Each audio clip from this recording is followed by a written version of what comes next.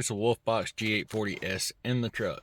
Now, in the daytime on camera, it's kind of hard to see how spectacular that picture is, but when you get up on it, I mean, it is a pretty brilliant picture.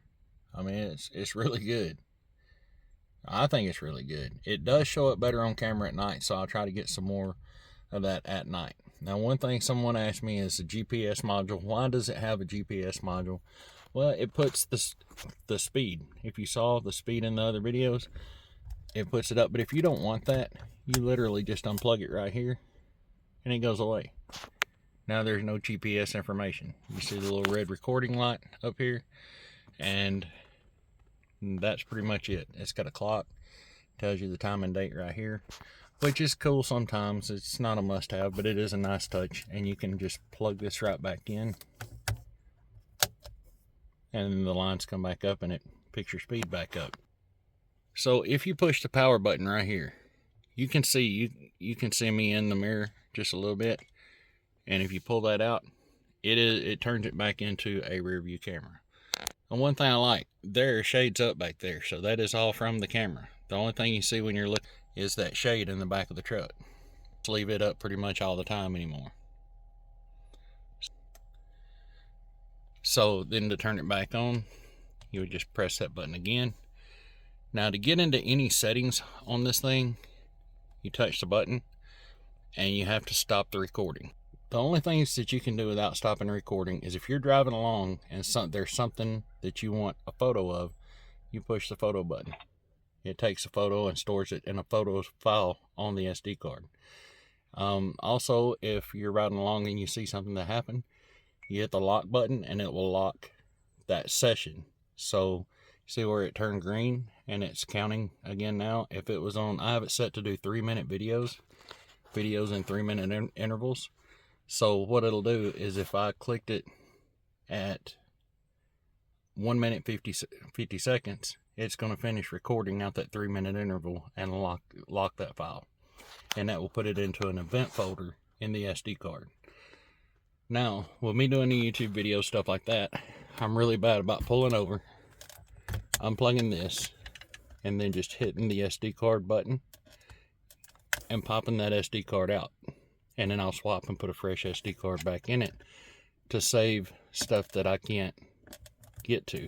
You know, I don't have time to pull it right there on the spot, so I just do that so I have that footage for later. Now, I had a really good installation video on this thing, but I messed around and wiped out my SD card in my phone and lost a lot of footage. So I'm going to try to do the best I can as far as explaining how I installed it. I'll show the Hardwire Kit, how it was installed, and how I'm out of the rearview camera, which is not ideal, but it's working for me for now. I do plan on possibly trying to fix it up a better way later on, but we'll see. It's holding up to the Mr. Car Wash and all that stuff. But anyway, that's about it for the camera. For the camera itself, here's your power, USB-C power. The other dash cam I had in here, which was a Rove R2 4K, it did me a good job for a long time. I've still got the mount in here for it, but I will be taking it out soon. USB-C, there's your rearview camera hookup, and there's the GPS. Now, my truck is a mess, forgive that, but they do send you a little nylon pry tool like this in the kit, and you will come up here, pry this off, and then there are 2 connections right here, and this comes from the camera. This is from the Hardwire Kit, and there's a module that I've got tucked away right back in there, and I brought the 2 wires up, and these, if you can see the fuses that I've tapped into, you might want to screenshot this.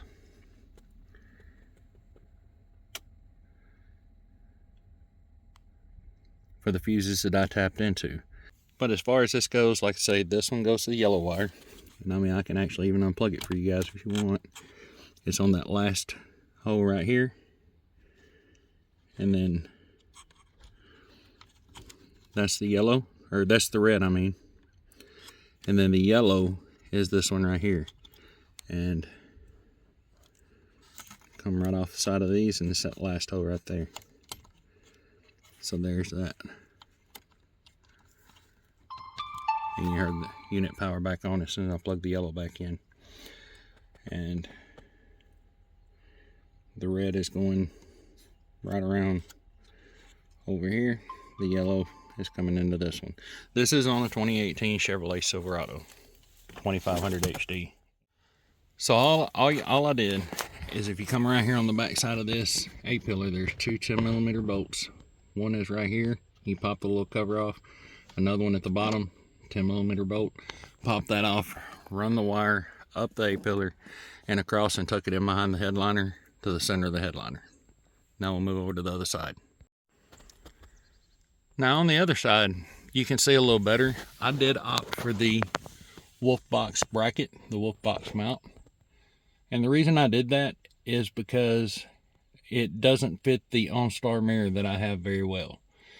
And I'll try to show you guys that here in just a few minutes, the reason I went with that. But it just give it so much cleaner of a look inside the truck, and it was only around $20 for the mount. Then as far as the OnStar mirror itself, I have it right here. This is the factory mirror out of the truck.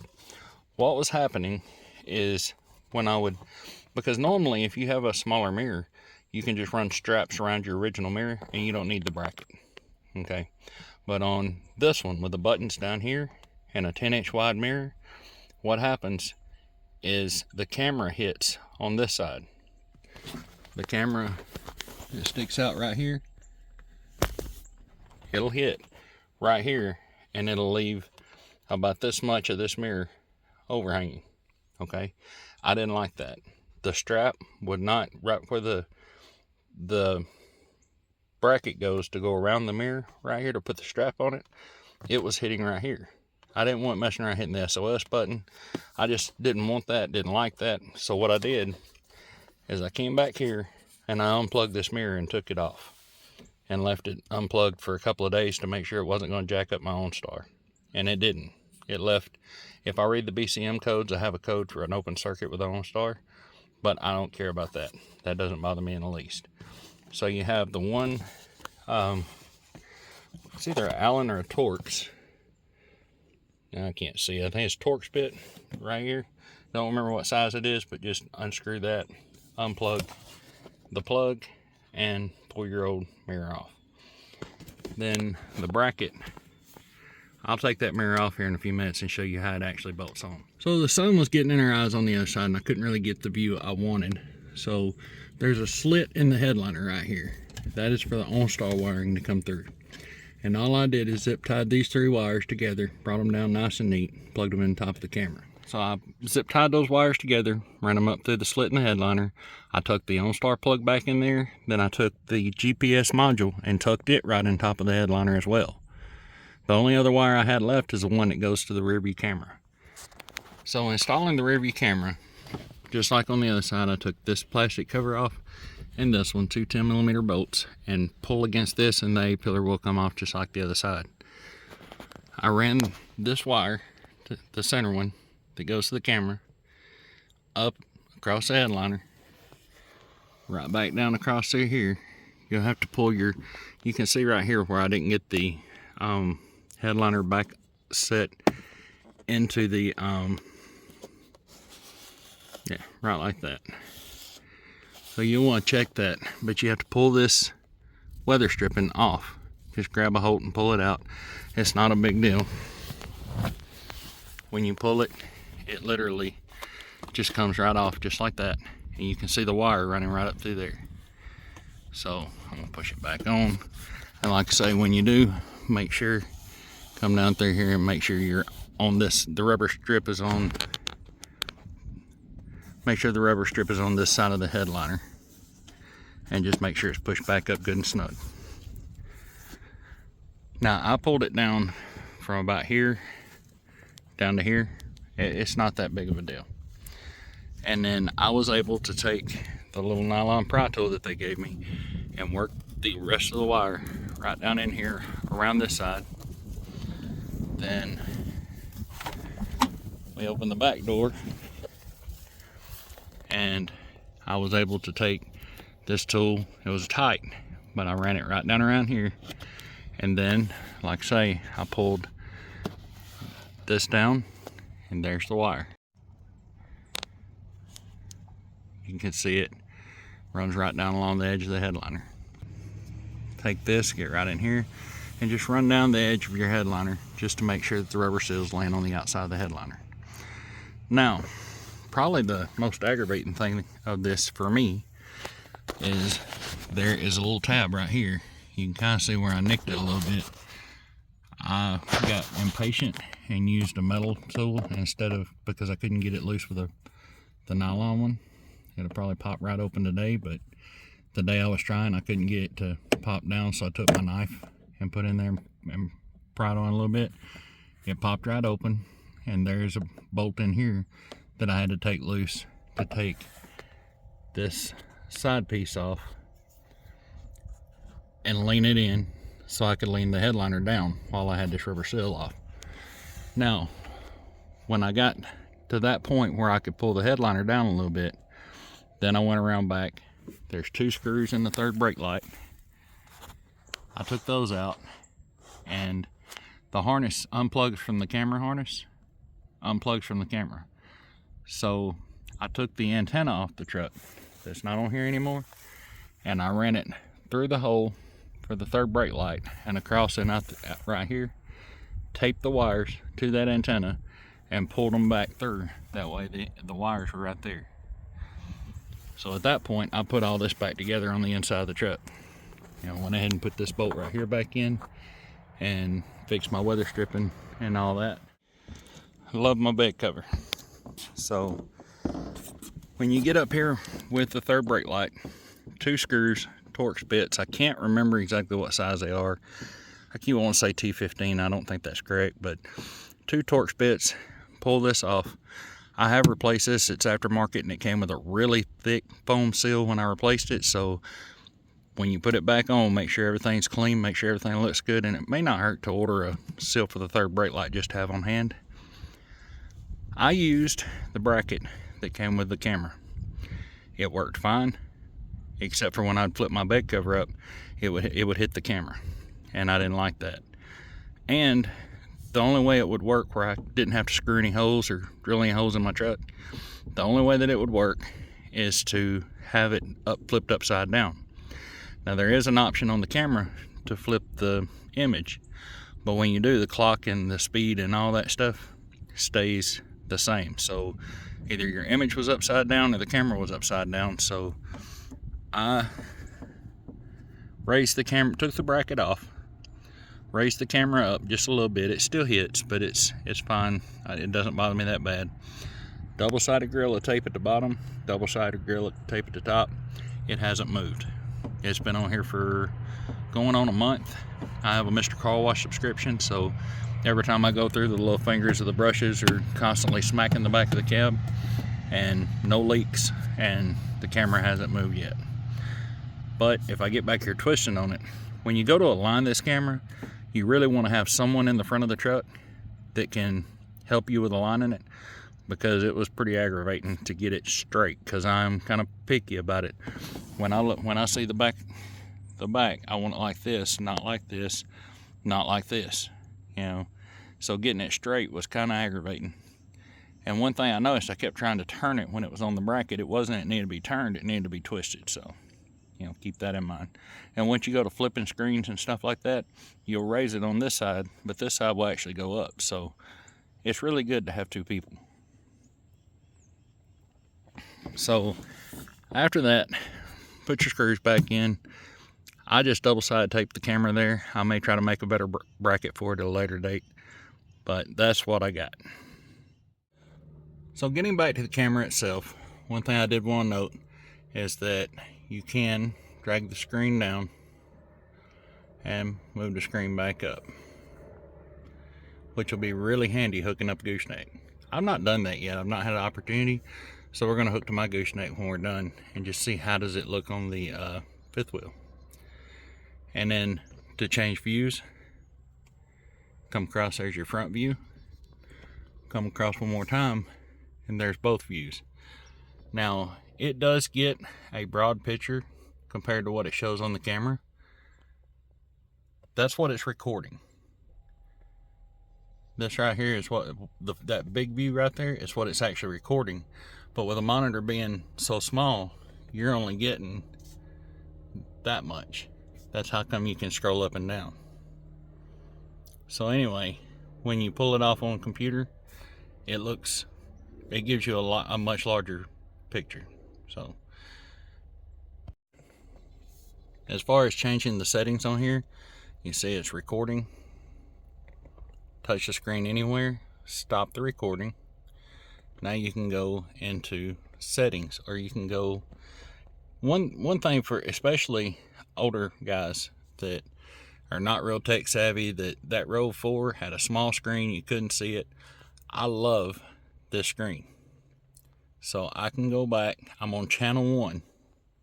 Channel 1 is the front, and I haven't driven the truck today, so we're gonna go all the way back and see if we can get something from yesterday. Maybe not. So there is me driving last night, and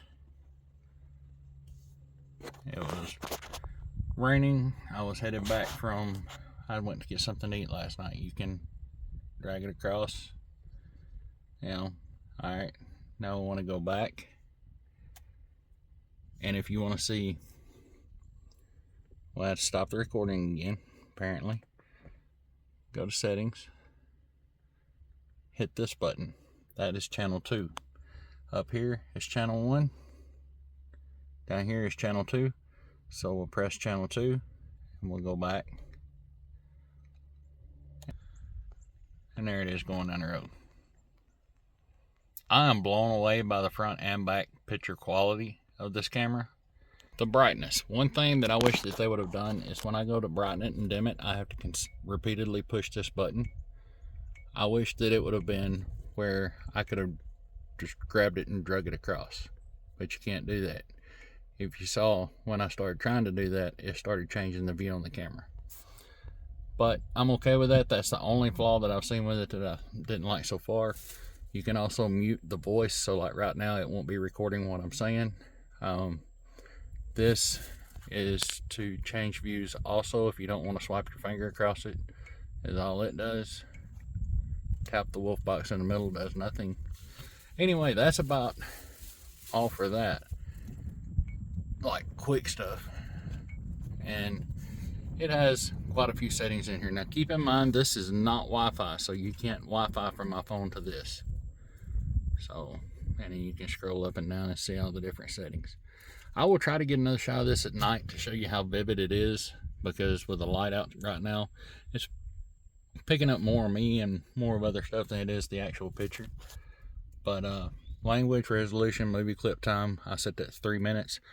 Reverse lines, it does have a wire that you can hook up, so when you put it in reverse, it'll throw the reverse lines up, but it lays them right down on my bed cover, so that's worthless to me, so I turned them off.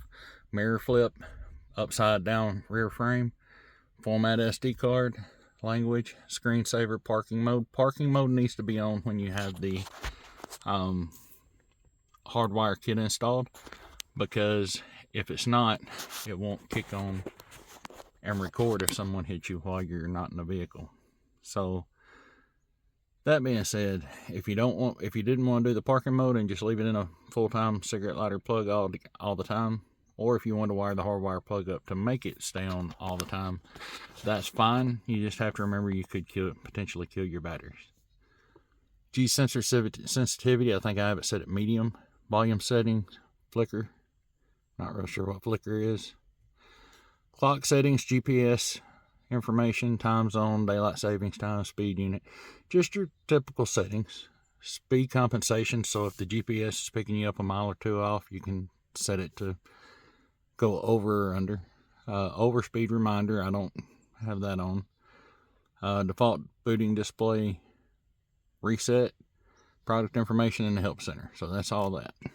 Alright, so we have the monitor uninstalled, and it is super simple. Just take the one Phillips head screw loose, slide it up off the metal piece on the dash, and the box, it was packaged really nice. I mean, I really don't keep up with that as long as the item's not damaged, but it was laying right in here. It came with a user's manual, and it came with a cigarette lighter plug, like the hard plug where you plug it into an outlet. And it did come with some wire ties. It did come with a gasket for the bracket for the Rearview camera. It did come with the wire holder, so you can take, and these things actually lock in. You peel the back off, stick them, run the wire through, and then when you close it, it will click and lock in. That was a pretty nice touch. And yeah, 2 different lengths of these. And this is so when you went to install it on your rearview mirror, you could come right around the back, right like so.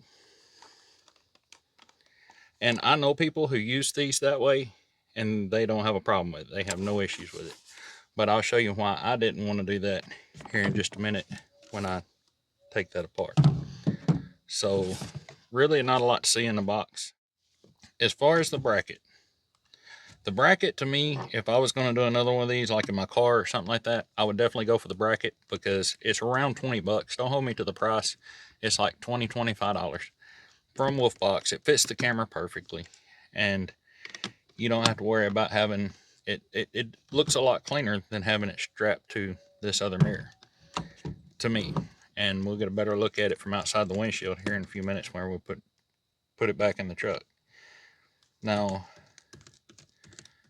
there are screws provided with the kit, with the install, with the bracket, and you want to use those. I read on other reviews that if you use the ones that come directly with the camera, that they were too long. I believe is what I heard, or what I read. So this, dump these screws out so they don't get lost. That's about all there is, and it is recessed so it fits down in there nice and snug, gives you a good tight fit. Now, if you don't have this, you're going to have little rubber pads over this right here. I had to peel them off with a knife.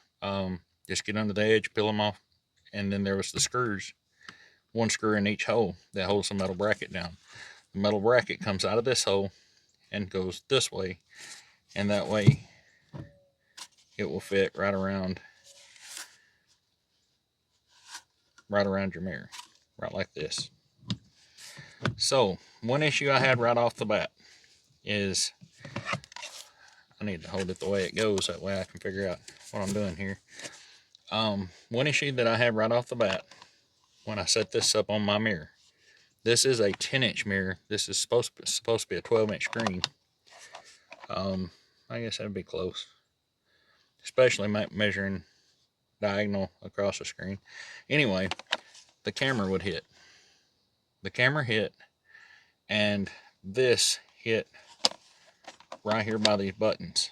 So if you have a GM OnStar mirror like this, it measures 10 inches, just 10 inches straight across, what this one is, that's probably not going to work for you. So what I did at first is I took this screw out, took this bracket off, and then just left this bracket on so it'd have stability and just something to set rest on, and put the strap on this side.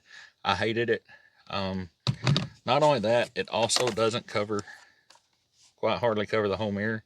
I've seen that in other installs, so to me it was just as simple just to take this mirror off and just put it up and just do this.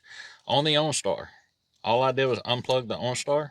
I drove the truck around for 2 to 3 days while I was waiting on this bracket to come in to make sure it wasn't going to interfere with my OnStar services, and it did not. I do have a code in I think it's a BCM, that says that there's an open loop in the OnStar, but it's because that plug is not plugged in. I am going to keep this mirror in case I ever decide to do something different, but I don't feel like I'll use it again. All the OnStar services work, but instead of pushing the blue button now, you just push the call button on the steering wheel and all that, and you don't have an SOS button. And all I use OnStar for is the remote access anyway. If it wasn't for remote access, I'd cancel it. So this was another idea I had. I had an old junk vehicle sitting in the yard, had a busted rear view in it, so I cleaned the glass out of it, and I trimmed the end off, and put it right like that. That worked really good. If I would not have already ordered this, I would have left it that way. The straps went around really good. It was a nice fit. It didn't move, and it was fine. But when this come in and I saw how much cleaner it looked and how much better it looked, I would have done it over 100 times over.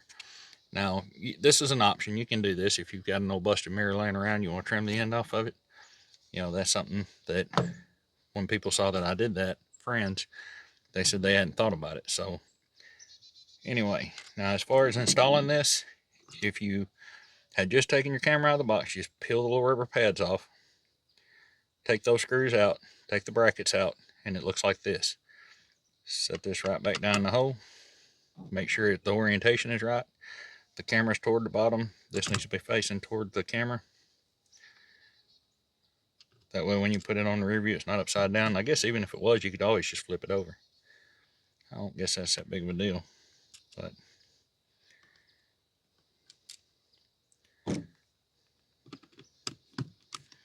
and then I always tighten my screws up on anything in a crossways manner. 1, 2,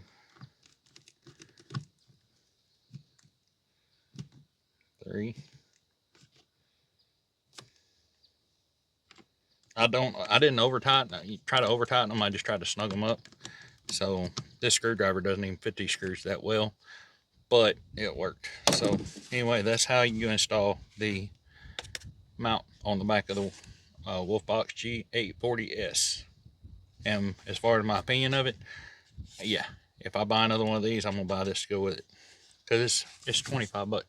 Everything I got was right around $150 or less, you know. So, and all the links are in the description. The price may change over time, so if you want to check it out in the description, it's all there, and it'll take you straight to Amazon. The Hardwire Kit, it wasn't that expensive either. Super simple to hook up, and running the wires was running the wires. I mean, the way that the trailer's setting, there's a drop off right as I get to it. I really probably shouldn't have even parked it right here, but let's ease back a little bit and see what happens. Like I say earlier, I did have to get out and raise it up a little bit.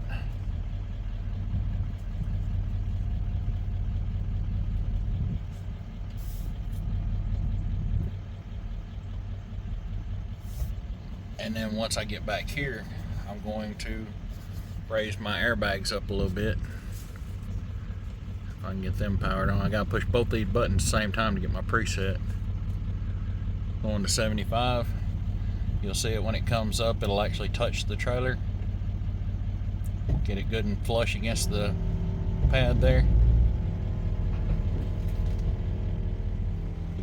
Go ahead and pull forward just a little bit, try to get us a little hump it's in.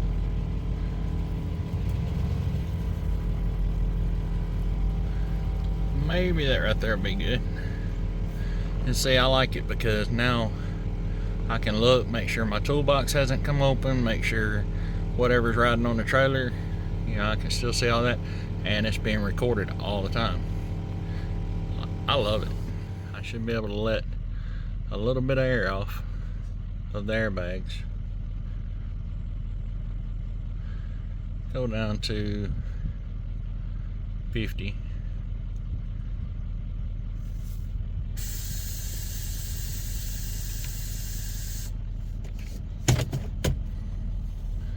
Ease forward just a little bit. And now that it's loose, so I don't hit my tailgate, I want to go to 5. Tailgate, I'm at my toolbox. All good. I do like the kingpin adapter. It does help me out a lot being able to move my trailer quickly. But if I'm pulling any kind of weight on it, I always go for the gooseneck ball itself. I know it's hard for you guys to see in the camera, but I can see the reflection of that in the toolbox, and that lets me know I'm over it. But yeah, that's kind of hard to tell though. But it's still a whole lot better than nothing, which is what I had before I got the camera. So, So that's my review on the Wolfbox G840S. Now keep in mind, this is not the Wi-Fi version. If you want the one with Wi-Fi where you have the app and you can transfer between the app and your phone, that one is quite a bit more pricey. I was holding off on it. I thought I had to have that one, and I made the comment 2 or 3 different times about I got to get one in front of a buddy, and David Cross, he actually ordered this one and sent it to me, and I really do appreciate it, David, because I may not have bought this one. I may not have ever made it around to buying one, but I can't explain how much I love that thing. It's freaking awesome. But for the Hardwire Kit, I want to say, I don't want to give a price because prices change, but for what the camera costs now, the Hardwire Kit and the bracket, it's around $150. You know, it may be ish and plus tax or something like that, but the last dash camera I bought was $150, and this one records both directions, and super easy to use, super easy to install. I just don't, the only thing that I can say, and I will pick on this, is where you turn the brightness up, because it doesn't like auto brighten and auto dim. You literally have to turn the brightness up and down. And at night you think, well, it's not going to bother me, it's not that bright. But after you've been driving at night for quite a while, you have to turn it down. When someone's behind you and the lights are really bright, I have to turn it down. So then I reach up, touch the screen, and I have to sit there and tap on that button, you know, just ding, ding, ding, ding, ding. Why couldn't I just grab the slider and slide it down? Wolfbox, if you're watching, that's the only con that I've found of this thing so far. That, and if you do mount the camera one way and you flip it on the screen, the video will flip, but your speed and all that stuff will stay the same. Or if you do flip it, if you flip the camera, then everything else is upside down. So personal opinion, because I'm picky about stuff like that, when I'm watching the video back, I want all that stuff laid out at the bottom left hand corner. I checked the orientation. That's one reason I don't have the bracket on it, and I just double side taped it to the third brake light. But it's working fine. Eventually, I'm sure I will figure out a way to make a hard bracket to mount it so that it won't ever move. If any of you guys know where I can get a third brake light with the camera made into it, like the Dodges, I've seen them on Dodges, I've seen them on Fords, I've never seen one on a Chevrolet. If any of you guys know where I can get one of those, put a link in the comments.